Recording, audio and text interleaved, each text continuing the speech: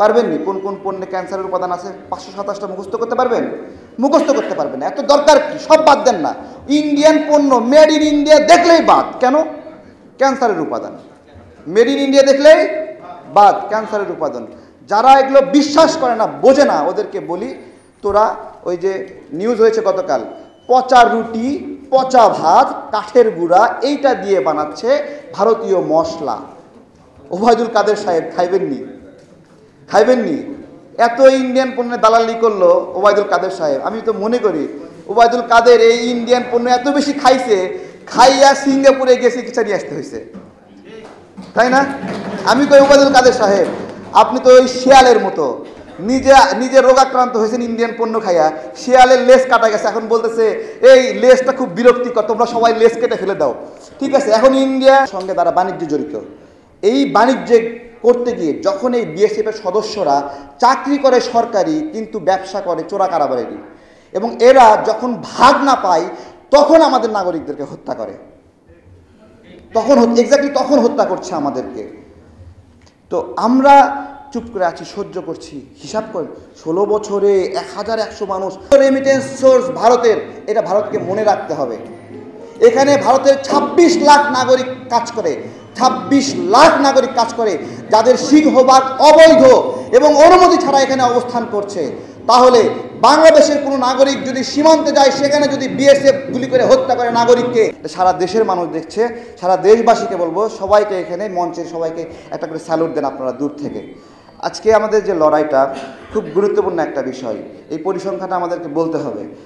গত 16 বছরে 1100 জন মানুষকে হত্যা করেছে ভারত। গত 2 বছরে 100, গত রমজানে 5 জন, এই গত 30 দিনে 5 জন।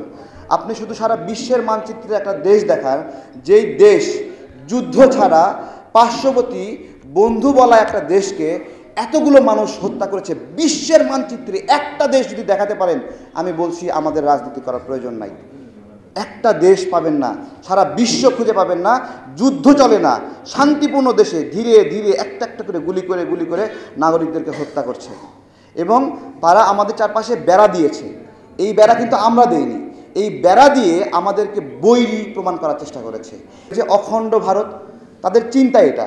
বিভিন্ন সময় বলবে আমি বন্ধু, আমি তোমার ভাই, আমি তোমার স্বামী, আমি তোমার স্ত্রী, এগুলো বলে বলে এই ধরনের সকল প্রেম প্রীতি থেকে বাংলাদেশকে মুক্ত রাখতে হবে কিনা বলেন? না রাখলে ওই যে অখণ্ড ভারত, এটা বুঝতে হবে। তো আমাদের যেই লড়াই, আমরা কিছু কর্মীরা এই লড়াইটা করছি, আমাদের বড় ভাইরা এখানে আছে, আজকে যেরকম সবাই এখানে আসছে, আমরা চাই প্রতিটা সময়, পুরাটা সময় ভারত বিরোধী আন্দোলনে আপনাদেরকে অভিভাবক হিসেবে আমরা চাই। এবং আমরা কর্মীর মতো সারা মাঠে শুধু ঘুরে বেড়াবো। যে পাকিস্তানকে ভেঙে দুটা ভাঙলে তারা নিরাপদে থাকবে। আমি মনে করি ভারতের যারা স্বাধীনতাকামী আছে তাদেরকে বিরক্ত না করা, তাদেরকে অসহযোগিতা না করা, তাদেরকে গ্রেপ্তার না করা, তাদের প্রতি শত্রুতাপূর্ণ আচরণ না করা বাংলাদেশের নিরাপত্তার জন্য অত্যন্ত জরুরি। নিরাপত্তার জন্য হুমকি ছিল, তাই না? এই জন্য ভারত এটাকে ভেঙেছে, ঠিক না? নাকি? আমি যদি বলি ভারতের অখণ্ডতা বাংলাদেশের নিরাপত্তার জন্য হুমকি, তাহলে কি ভুল হবে? আমি তো মনে করি ভারতের 7 সিস্টার যে দেশগুলো আছে, এগুলো না, ভারত যেই বিজ্ঞাপনটা করে অখণ্ড ভারত, তার মানে কি? মানে তারা বাংলাদেশকে তাদের মধ্যে চায়, নেপালকে তাদের মধ্যে চায়, ভুটানকে তাদের মধ্যে চায়। তাহলে যতক্ষণ পর্যন্ত ভারত এই অখণ্ড চিন্তা চেতনা লালন করবে, ততক্ষণ পর্যন্ত ভারতকে বন্ধু ভাবাও পাচ্ছে। মাঠ দখল করার কাজ, আমরা সেনাপতির মতো কাজ করব। আপনারা শুধু অভিভাবক হয়ে আমাদেরকে বলেন তোমরা কাজ করো, আমরা সঙ্গে আছি। আমাদের এই কনফার্মেশনটা খুবই জরুরি। আমাদের খুব একা লাগে, খুব ভয় লাগে, আতঙ্ক লাগে। আমরা অনেক বড় ভাইকে আজকে দাওয়াত দিয়েছি, এখানে আসে নাই। এমনি সরকারের বিরুদ্ধে বড় বড় কথা বলে, কিন্তু ওই যে আমাকে কি বলেছে জানেন? ভারতীয় আগ্রাসন না, এখানে বলে যে এটা কেটে দাও, কেটে দিয়ে আগ্রাসন বিরোধী লেখো, তাহলে আসবো। বুঝতে পেরেছেন? মানে ভারতীয় আগ্রাসন লিখলে আসবে না, বলতেছে আগ্রাসন বিরোধী কর্মসূচি দাও, তাহলে আসবো। মানে ভারত নামটা থাকা পর্যন্ত সে আসবে না। চিন্তা করেন, আসেনি। যেই লোকগুলো এখানে আসছে তাদেরকে সবাইকে একটা স্যালুট দেই যে এই আগ্রাসনের বিরুদ্ধে আপনারা এখানে এসেছে। এই বেড়া দিয়ে আমাদেরকে চোর প্রমাণ চেষ্টা করেছে। এটা একটা অসম্মান না জাতীয় স্বার্থের প্রতি? বলেন, আমাদেরকে ভারতের প্রয়োজন নাই, বরঞ্চ ভারতের আমাকে প্রয়োজন। কেন ভারতের আমাকে প্রয়োজন? ভারতের অখণ্ডতার জন্য আমার প্রয়োজন। ভারতের পশ্চিমবঙ্গ, পূর্ববঙ্গ, এগুলো যা যা আছে, আগরতলা আছে না, এই সকল লোকের খাওয়া দাওয়া আমাদের উপর নির্ভরশীল। বাংলাদেশ চতুর্থ, ওদের মতো বর্বর না, আমরা ওদের মতো জানোয়ার না, পশু না।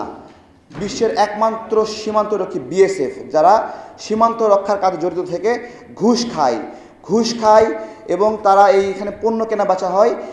এই পণ্য কেনা বেচা বাংলাদেশের নাগরিকরা এতটুকু সাহসী, কিন্তু হচ্ছে না। আমাদের 14-18 সালে যে নির্বাচনটা হলো, এরশাদ সাহেব তো মারা যাচ্ছিল, তাই না? মারা যাচ্ছিল না? এই মরা ব্যক্তিকে ইন্ডিয়া জোর করে টাইনে নিয়ে এসে ভোটে অংশগ্রহণ করাইলো। চিন্তা করেন আমাদেরকে কিভাবে একটা স্বাধীন মর্যাদাপূর্ণ একটা দেশের ভোটের অধিকার এভাবে নষ্ট করে দিচ্ছে। কোনো সম্ভাবনা নাই, কোনো ভবিষ্যৎ নাই, আমরা অন্ধকার দেখি। আমরা কিভাবে মুক্তি পাবো? আমরা আমার বয়স 32 বছর, একটা ভোট দিতে পারলাম না। সামনের 32 বছরেও ভোট দিতে পারবো কিনা আমি জানি না।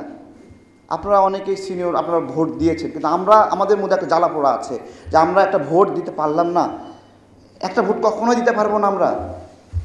সবশেষে শুধু বলবো যে আমাদের কথায় আপনারা ভারতীয় পণ্য বর্জন করেন না, আমাদের আগ্রাসনের কথা আপনারা বিশ্বাস করেন না, আমাদের ভোটের অধিকারের বিষয়ে আপনারা মতামত দিয়েন না। কিন্তু একটা বিষয়ে আপনাদেরকে মতামত দিতে হবে, যারা আপনার বাচ্চাকে কিন্ডার জয় নামে চকলেট খায়, তার সন্তানকে সে নিজেই ক্যান্সারের দিকে ছড়িয়ে দিচ্ছে। শুধু তাই, 527টি ইন্ডিয়ান পণ্যে ক্যান্সারের উপাদান পাওয়া গেল। এটা কি আমরা পেয়েছি?